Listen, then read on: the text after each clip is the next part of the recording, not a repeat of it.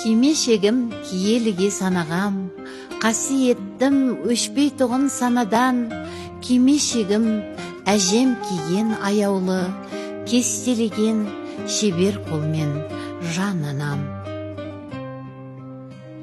Кимешек ақ матадан немесе ақ жібектен тігілген, басты, кеудені, арқаны жауып тұратын, беті ойылып жасалған әртүрлі үлгідегі қазақ аналарының бас киімі.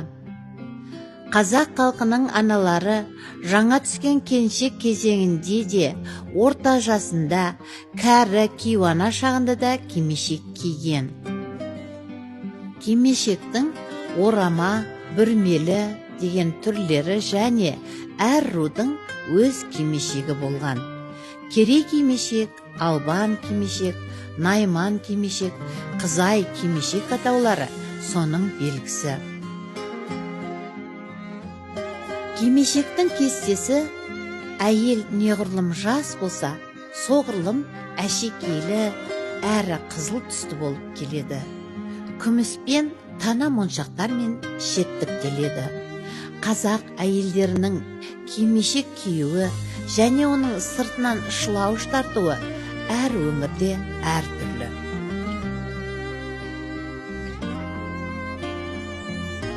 Кимешектердің әшекейленуі әйелдердің жас ерекшеліктері мен олардың әлеуметтік орнын аңғартады. Айталық, жас келіншектерге арналған кимешектің бет жақтауы кеңдеу болып, қызыл, күлгін түсті жіптермен кестеленген жас келіншектердің кимешектері көздің жауын алады. Оның сыртынан шылауыш тартады. Егде тартқан әйелдердің кимешегінің бет жақтауы тарлау келеді де әдемі кестеленеді, бірақ әшекейленбейді. Кейде егде тартқан әйелдер кимешектерін ақшыл сары түсті жіптермен кестелейді. Қарттар мен күйеуі қайтыс болған әйелдер кимешегін кестелемейді. Күйеуі өлген әйелдің кимешегін теріс кигізіп, асын бергеннен кейін ғана оң кигізетін салт та бар. Теріс киілген кимешекке байланысты ақ жақ болды деп айтылуының мәні осында екен.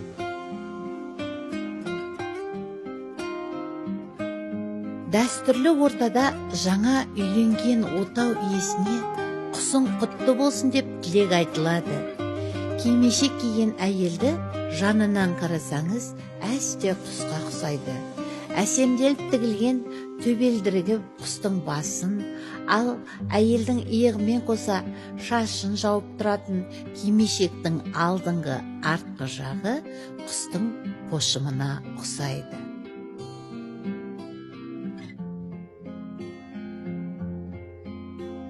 Кимешектің күрделі пішімі басқы киілетін бөлігі. Ол төбелдірік, шықшыт, желке, маңдай, алқым, иін деп аталатын бедер қиындылардан құралады. Ұзындығына қарай кимешек арқа жабар, бел жабар, түйе кимешек, қылта шалғай немесе қылта басар, өкше қағар болып 4 өлшемге бөлінген. Алғашқы кимешек тұрмысқа шығатын қыздың үйінде тігіледі. Кимешек жас ананың балалы болған күннен бастап киетін бас киімі. Бөбек 40-нан шыққанда енесі, сен енді санатқа қосылдың, бұрын бала едің, енді ана болдың деп келінінің маңдайынан сүйіп ақ батасын береді. Содан соң ауыл әйелдері, бәйбішелер, абысын ажындар жиналып келіп, келінге жасауымен бірге келген киелі киім кимешекті өз қолдарымен кигізеді.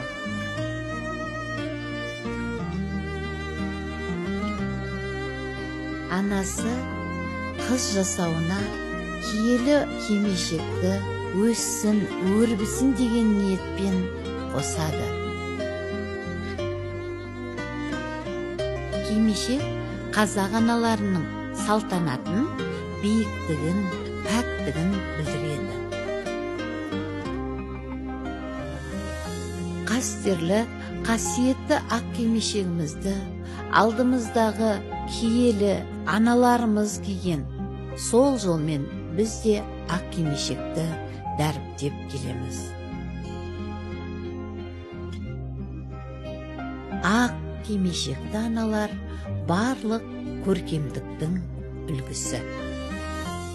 Кербес көңіл, кең пейіл ажары бар, құшағымда бар әлем ғажабы бар. Ақ кимешек тәжінде рухы биік тектіліктің символы қазағы бар.